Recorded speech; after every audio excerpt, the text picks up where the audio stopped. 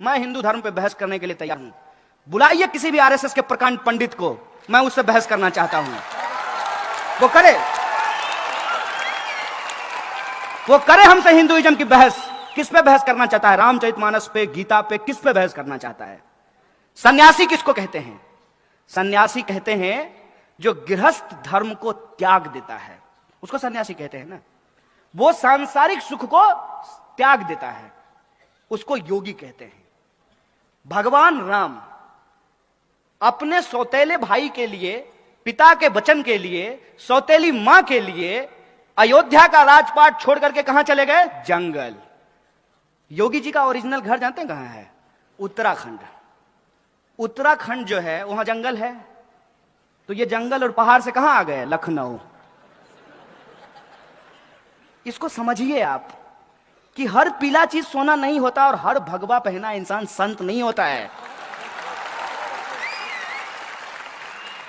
दंगाई हैं ये लोग, दंगाई हैं। और इनके विचार आप सुनिए। ये जो ढोंगी हैं, इन्होंने एक सेना बनाई। अब देखिए हिंदू धर्म को कितना बदनाम कर रहे हैं। हिंदू युवा वाहिनी, ये हमारे धर्म का अपमान है। हमारे धर्म में तमाम तरह की व्यवस्था अपने आप की गई है। सबसे पहला बात, अरे जो जैसा करेगा वैसा भरेगा, ये मूल बात है। तो कोई अगर अत्याचारी है, पापी है, उसका सजा भगवान देंगे। तुमको टेंडर कब मिला बे? कब बोले राम जी? बताओ हमको, कौन सा तुमको फैक्स आया है कि हमको बड़ा तकलीफ हो रहा है, हमारा घर बना दो? तुम राम का घर बनाओगे? हैं? अपना उपाय नहीं, अपनी कुर्सी के लिए, अपनी राजनीति चमकाने के लिए, अपने गली चौक चौराहों पे बांह फैला के घूमने के लिए तुम हमारे भगवा रंग का बदनाम कर रहे हो। तुम हमारे राम का अपमान कर रहे हो। क्या होता है भगवा रंग? भगवा रंग इस देश में वीरता का प्रतीक है, कायरता का प्रतीक नहीं है। भगवा रंग इस देश में लोगों को बचाने का प्रतीक है, लोगों को मारने का प्रतीक नहीं है। भगवा रंग इस देश में साहू जी महाराज का रंग है, छत्रपति शिवाजी महाराज का रंग है, तुकाराम का, संत तुकाराम का रंग है। और तो और यहां कुछ बौद्ध भिक्षु बैठे हुए हैं। बौद्ध भिक्षुओं का चीवर का रंग भगवा होता है, जो शांति और अहिंसा की बात करते हैं। किसको बेवकूफ बना रहे हो? राम के नाम पर अपनी कुर्सी और अपना दुकान चला रहे हो। एक बात हमको बताइए, ये रामचरितमानस की बात करते हैं। मैं रामचरितमानस पढ़ा हूं। रामचरितमानस में 1 दर्जन से ज्यादा शब्द उर्दू के हैं। गरीब नवाज शब्द रामचरितमानस में लिखा हुआ है।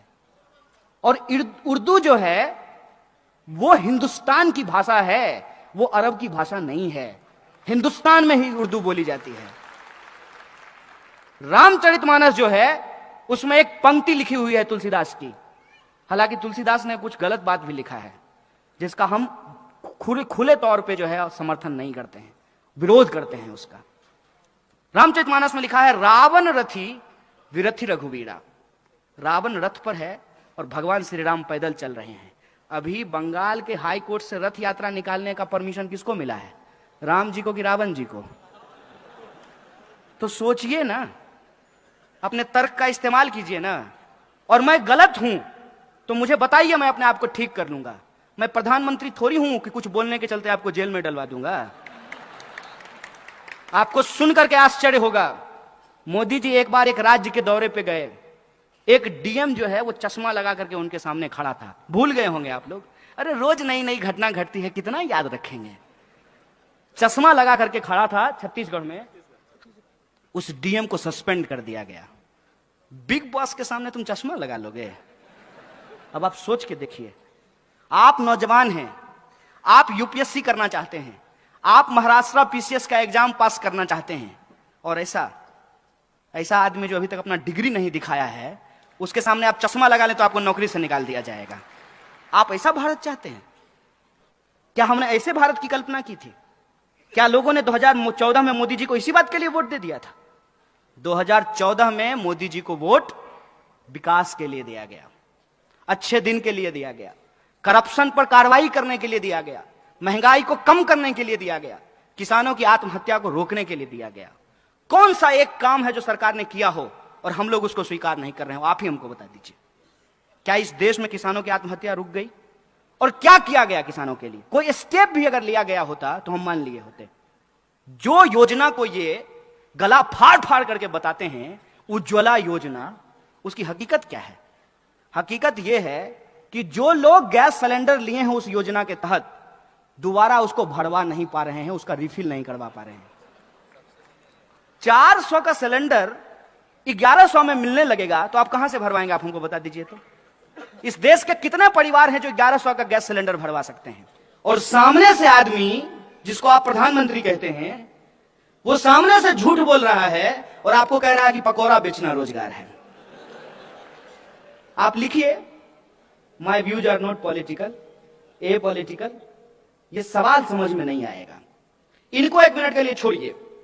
आप अपने दिल पे हाथ रख करके हमको बताइए कि आपका अच्छा दिन आ गया, तब आप कैसे कहते हैं मोदी जी बढ़िया आदमी है? और जब हम मोदी जी पे सवाल पूछते हैं तो कहते हैं कि मोदी जी का विरोध करने के अलावा आपके पास कोई काम नहीं है। हम बोले हम इतना निकम्मा है कि एक निकम्मा प्रधानमंत्री का विरोध करने का अपने आप को अपना काम समझे हम? ये हमारा काम नहीं है और ना मैं ये काम कर रहा हूं। हम लोगों को एक बात समझनी होगी कि हमारे इर्द गिर्द जो चीजें हो रही हैं वो अपने आप नहीं हो रहा है, उसके पीछे एक कारण है। हर कारण का एक परिणाम होता है, हर परिणाम का एक कारण होता है। उस बात को जब आप समझेंगे तो आप भी मेरी तरफ परेशान हो जाएंगे। आपको सोच सोच करके आश्चर्य लगेगा कि इस देश में हो क्या रहा है और क्यों हो रहा है। जब आप इस बात पे विचार करेंगे कि इस देश में संविधान खतरे में कैसे है, तो आपको यह सच चारों तरफ दिखने लगेगा। और मैं साधारण उदाहरण से आपको एक बात बता देता हूं। हाथ आगे करके जिस संविधान की प्रस्तावना को, उद्देशिका को आपने पढ़ा है, उसके शब्द पे आपने कभी गौर फरमाया है? उसके शब्द क्या कहते हैं? उसके शब्द कहते हैं हम भारत के लोग। समाज में क्या होता है? महार है, मातंग है, दलित है, ओबीसी है, धनगर है, मराठा है, ब्राह्मण है, चितपावन है, मैथिल है, बिहारी है, मराठी है। क्या होता है?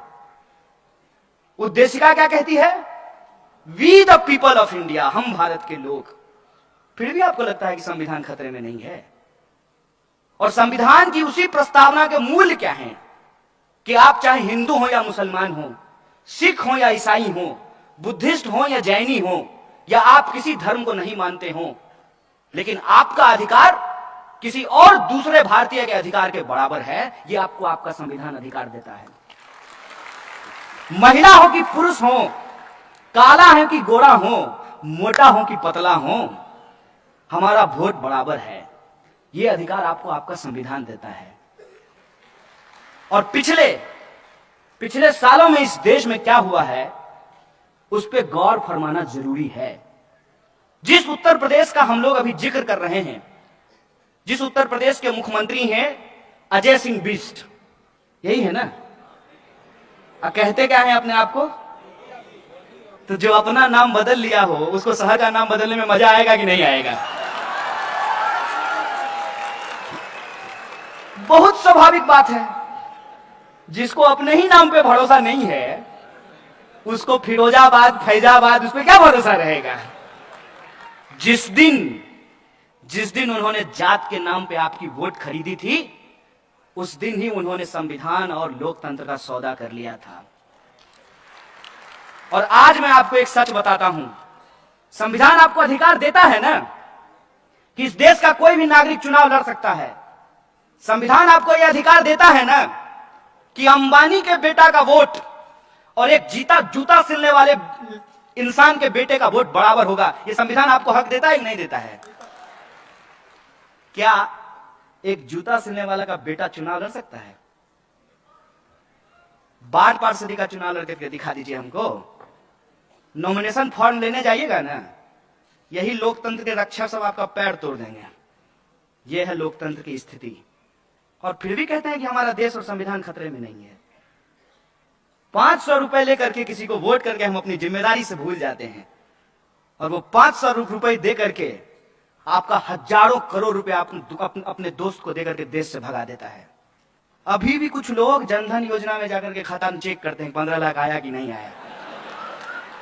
ए भाई साहब, अरे आपके नल में पानी नहीं आता है, आपके अच्छे दिन कहां से आएंगे? आपके पड़ोस में साफ सफाई नहीं होती है, आपके खाते में 15 लाख रुपए कहां से आएंगे? फिर भी एक सपना था, नहीं? पहली पहली बार मुदिए, दिल गया हार मुदिए। होता है, कोई चीज अगर आपके सामने इस तरह से बेची जाएगी तो आप खरीद ही लेंगे।